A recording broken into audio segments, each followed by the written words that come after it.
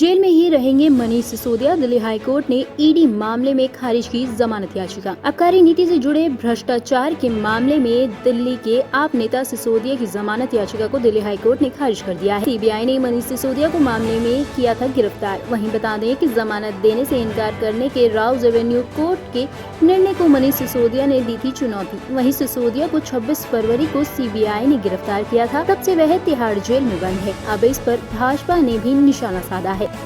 सत्यमेव जयते। आज फिर से एक बार करारा तमाचा पड़ा है दिल्ली की हाईकोर्ट के द्वारा अरविंद केजरीवाल और उसकी भ्रष्ट सरकार को, जब उसके कट्टर ईमानदारी के सर्टिफिकेट को खारिज कर दिया गया है और मनीष सिसोदिया को राहत देने से दिल्ली हाईकोर्ट ने मना किया है पीएमएलए केस में। इसमें केवल मना ही नहीं किया है बल्कि एक सख्त फाइंडिंग की है कि किस प्रकार से पूरी एक्साइज पॉलिसी में लूपहोल्स क्रिएट किए गए थे ताकि इलीगल और क्रिमिनल एक्टिविटी मतलब घूसखोरी और करप्शन की जा सके।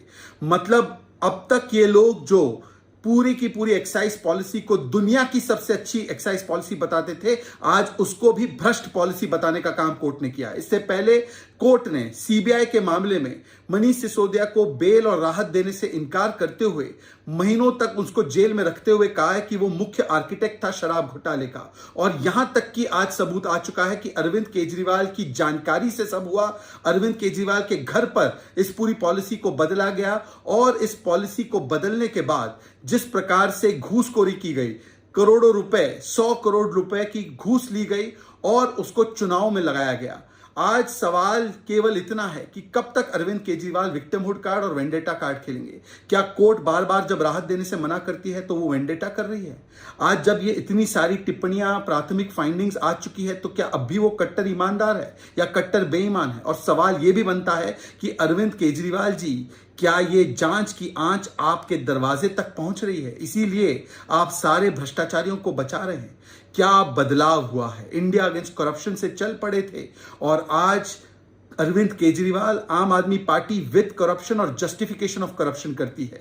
अन्ना हजारे के अनुयायी बनकर चले थे, आज लालू प्रसाद यादव के ये लोग शागिर्द बन चुके हैं। इसीलिए जिस प्रकार से भ्रष्टाचार का बचाव करने आते हैं और भ्रष्टाचार के बचाव के लिए एक पूरा गठबंधन भी तैयार कर रहे हैं। आज सवाल यह बनता है कि शराब घोटाले में जो मुख्य सवाल दिल्ली की भारतीय जनता पार्टी और भारतीय जनता पार्टी ने बार बार पूछे हैं कि कमीशन क्यों बढ़ाया गया 2.5% से 12%, होलसेल प्राइवेट को क्यों दिया गया, ब्लैक लिस्टेड कंपनी को क्यों आने दिया गया, क्यों सारे नियम कायदे ताक पर रख के 144 करोड़ का वेवर दिया गया, किस प्रकार से एयरपोर्ट जोन का ईएमडी जो है वो इनकैश कराया गया, ये सारे सवालों का जवाब देने के बदले केवल और केवल इस पॉलिसी को दुनिया की बेस्ट पॉलिसी बताना और कट्टर ईमानदार अपने आप को बताना। आज तो कट्टर ईमानदारी का सर्टिफिकेट भी खारिज हुआ और एक्साइज पॉलिसी बेस्ट पॉलिसी है ये भी खारिज हुआ है।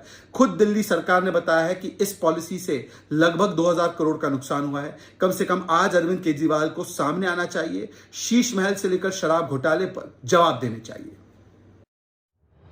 एनसीपी पर कब्जे की कानूनी जंग शुरू। अजीत पवार सहित 9 एमएलएज को अयोग्य करने की मांग। महाराष्ट्र के बड़े सियासी उलटफेर के बाद अब एनसीपी में कब्जे को लेकर चाचा शरद पवार और भतीजे अजीत पवार के बीच कानूनी जंग शुरू हो गई है। अजीत पवार ने बीते दिन 18 विधायकों के साथ शिंदे सरकार का दामन थाम लिया था। अजीत समेत 9 विधायकों ने मंत्री पद की शपथ ले ली। अब एनसीपी ने अजीत पवार समेत उन विधायकों के खिलाफ कानूनी कार्रवाई शुरू कर दी है जो कल शिवसेना बीजेपी सरकार में शामिल हुए हैं।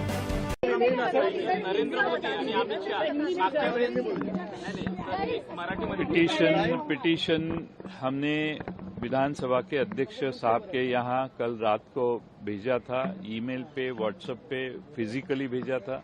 आज सुबह उन्होंने मेरे से मुझे फोन उनका आया और उन्होंने कहा कि मुझे ये पिटीशन मिला है, मैं देख के पढ़ के इसके बारे में निर्णय करता हूं। हमने उनको विनती की है कि वो जल्द से जल्द हमें हियरिंग का मौका दे। 40 लोग उनके साथ ऐसा कहा जा रहा है। ऐसा है कि अभी आज पवार साहब सातारा गए हैं।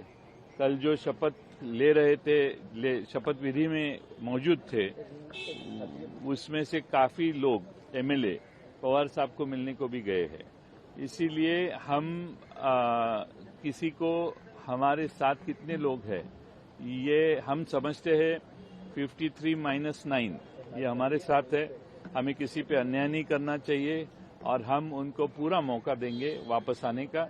लेकिन साथ साथ में जो नहीं आते हैं, जो पार्टी की लाइन छोड़ के जाते हैं, उनके ऊपर आवश्यक जो कानूनी कार्रवाई है वो हम इवेंचुअली करेंगे। सारे विधायक आप लोगों के संपर्क में हैं? काफी संपर्क में है, सब नहीं है, काफी संपर्क है। मोदी आणि अमित शहा मागच्या वेळेस ज्यावेळेस शपथविधी झाला होता त्यावेळेस मोदी आणि अमित शहा स्वतः अभिनंदन करत होते. अजूनपर्यंत कुठलंही ट्विट किंवा कुठलंही अशा पद्धतीचं अभिनंदन करण्यात आलेलं नाहीये पंतप्रधान.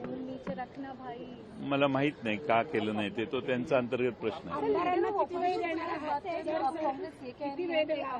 लीडर ऑफ अपोजिशन में अपोजिशन को हमने हमारे विपक्ष के नेता के जगह जहां अजीत पवार ने इस्तीफा दिया उस जगह पे हमने जितेंद्र आव्हाड को अपॉइंट किया है. और आज हमारी संख्या कितने लोग हमारे साथ है वो आने वाले दिनों में सबके सामने आएगा. हमें आज ऐसा लगता है कि 53 हमारी पार्टी की स्ट्रेंथ है असेंबली में, उसमें से 9 जन जो उस तरफ गए हैं जिनके ऊपर हम डिस्क्वालिफिकेशन का पिटीशन दाखिल किया है, वो छोड़ के बाकी सब लोग हमारे साथ है. क्योंकि आज पवार साहब जब सातारा जा रहे थे, कराड़ जा रहे थे, तब बहुत सारे लोग जो कल शपथ विधि में मौजूद थे वो सारे लोग पवार साहब के साथ वहां पे है. सर, कहा जा रहा है कि ये सब कुछ पवार साहब की मर्जी से हो रहा है, पवार साहब को तो जानकारी है. पवार साहब के साथ कोई उनके मंजूरी से नहीं हुई. अगर होते तो पवार साहब कल आपको वो जो स्टेटमेंट उन्होंने दिया वो नहीं करते.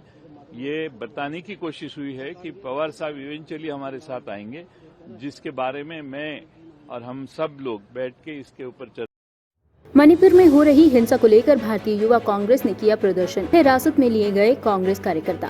भारतीय युवा कांग्रेस ने मणिपुर में पिछले 2 महीने से लगातार हो रही हिंसा को लेकर जंतर मंतर स्थित यूथ कांग्रेस दफ्तर के बाहर प्रदर्शन किया है. भारतीय युवा कांग्रेस के राष्ट्रीय अध्यक्ष श्रीनिवास बीवी के नेतृत्व में राष्ट्रीय यूथ कांग्रेस दफ्तर के बाहर सैकड़ों की संख्या में कांग्रेस के युवा कार्यकर्ताओं ने धरना किया. इस दौरान पुलिस ने कार्यकर्ताओं को हिरासत में ले लिया है. वहीं श्रीनिवासन बीवी ने कहा है कि एक तरफ मणिपुर जल रहा है और दूसरी तरफ मोदी जी का प्रचार चल रहा है.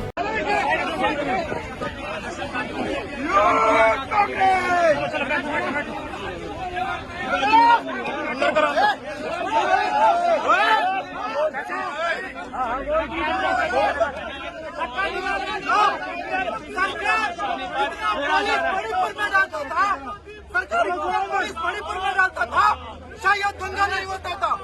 एक इवेंट मैनेजमेंट कंपनी बना कर चल रहा है सरकार. नरेंद्र मोदी जी अब माओ से मेट्रो से जाता है, वहां से मध्य प्रदेश चुनाव प्रचार करता है, वहां से महाराष्ट्र में सरकार गिराता है. वहां मणिपुर याद नहीं आता है. मांग क्या है? मांग क्या है? जल्दी से जल्दी वहाँ राज्यपाल शासन होना चाहिए, बस पूरा उसका कैबिनेट बंद करना चाहिए. अरे गेट बंद करेंगे, चलो. किस तरीके से वहाँ मुसीबत में जो परेशान है उन लोगों को मिलने गए, पुलिस जो सरकार ने, ये डबल इंजन सरकार नहीं है, ये सरकार एक इवेंट मैनेजमेंट का सरकार है. ज्यादा दिन नहीं चलेगा. देश का जनता सब कुछ देख रहे हैं, आप लोग समझ रहे हैं. आप अमेरिका में जाके शांति का पाठ पढ़ाता है, अपने ही आपके नाक के नीचे सारी चीज हो रहे हैं. उसके लिए बोलने को तैयार नहीं है. जो कर्नाटक का रिजल्ट 2024 में.